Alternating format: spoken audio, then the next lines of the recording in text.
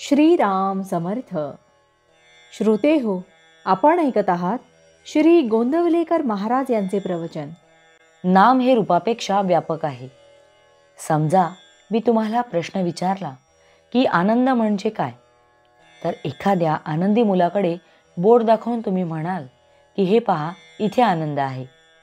इतकेच नव्हे तर याप्रमाणे आनंदाने खेळणारी मांजराची पिले, उड्या मारणारी लहान वासरे, हसणारे स्त्री पुरुष, फुलांनी बहरलेल्या लता यांच्याकडे बोट दाखवून इथे आनंद आहे असे तुम्ही सांगाल. पण हे काही माझ्या प्रश्नाचे खरे उत्तर नव्हे. आनंदी वस्तू कोणत्या आहेत असा माझा प्रश्न नसून आनंद मला दाखवा असे मी विचारले होते. आनंदी वस्तूमध्ये आनंद राहतो, म्हणून वस्तू हा काही आनंद नव्हे. लहान मूल हेच जर आनंद असेल तर मोठे स्त्री पुरुष आणि मांजरीची पिले आनंदयुक्त असणार नाही. अर्थात आनंद हा एकच असला पाहिजे, कारण सर्व ठिकाणी आढळणाऱ्या आनंदाला एकच शब्द आपण वापरतो. आपण जो माणूस पाहतो तो निराळा असतो, तरी सर्वांना आपण माणसेच म्हणतो, कारण प्रत्येक माणसामध्ये मनुष्यपणा आहे.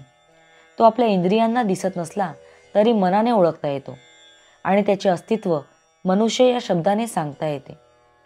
मनुष्यपणा हा शब्द आहे, हे नाव आहे, म्हणून रूपाला अस्तित्व नामामुळेच आहे. प्रत्येक वस्तूचे बाह्य रूप तिच्या नामामुळे टिकते. आनंदी वस्तू अनेक असल्या तरी त्यांच्यामध्ये राहणारा आनंद एकच असतो. म्हणजे एकच नव्हे तर अनेक रूपे आली आणि गेली तरी नाम आपले शिल्लक राहते. आजपर्यंत या पृथ्वीच्या पाठीवर अगणित स्त्री पुरुष जन्माला आले, जगले आणि मृत्यू पावले, तरी मनुष्यपणा आहे तसाच आहे. हा नियम सर्वत्र लावला तर असे दिसेल की चांगल्या वस्तू आल्या आणि गेल्या, पण चांगलेपणा कायम आहे.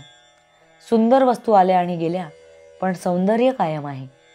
आनंदी वस्तू आल्या आणि गेल्या, पण आनंद कायम आहे. लाखो जीव आले आणि गेले, पण जीवन कायम आहे. रूपे अनेक असली तरी नाम एकच असते. म्हणजे नाम हे अनेकात एकत्वाने राहणारे असते. याचा अर्थ असा की नाम हे रूपापेक्षा व्यापक असते. रूप हे नामाहून निराळे राहू शकत नाही. नाम हे रूपाला व्यापून पुन्हा शिल्लक उरते. नाम हे दृश्याच्या पलीकडे आणि सूक्ष्म असल्यामुळे त्याला उत्पत्ती आणि विनाश, वाढ आणि घट, देशकाल निमित्ताच्या मर्यादा इत्यादी कोणतेही विकार नाहीत. म्हणून नाम हे पूर्वी होते, आज आहे आणि पुढेही तसेच राहील. नाम हे सत्स्वरूप आहे. नामातून अनेक रूपे उत्पन्न होतात आणि अखेर त्याच्यामध्येच ती लीन होतात. शुद्ध परमात्मा स्वरूपाच्या अगदी जवळ कोणी असेल तर ते फक्त नामच होय. म्हणून नाम घेतल्यावर भगवंत आपल्याजवळ असल्यासारखाच आहे.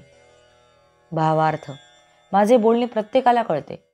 ज्याची जेवढी तयारी असेल तेवढे त्याला कळते, पण वाया कुठेच जात नाही. जानकी जीवन स्मरण जय जय राम. महारुद्र हनुमान की जय. समर्थ रामदास स्वामी महाराज की जय. सब संतन की जय. श्री अनंत कोटि ब्रह्मांड नायक राजाधिराज सच्चिदानंद सद्गुरु श्री ब्रह्म चैतन्य महाराज की जय. जय जय रघुवीर समर्थ.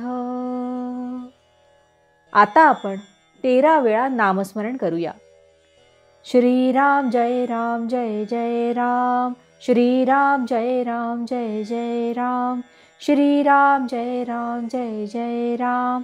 श्रीराम जय राम जय जय राम. श्रीराम जय राम जय जय राम.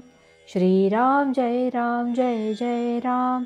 श्रीराम जय राम जय जय राम. श्रीराम जय राम जय जय राम. श्रीराम जय राम जय जय राम. श्रीराम जय राम जय जय राम. श्रीराम जय राम जय जय राम. श्रीराम जय राम जय जय राम. श्रीराम जय राम जय जय राम. जय श्रीराम.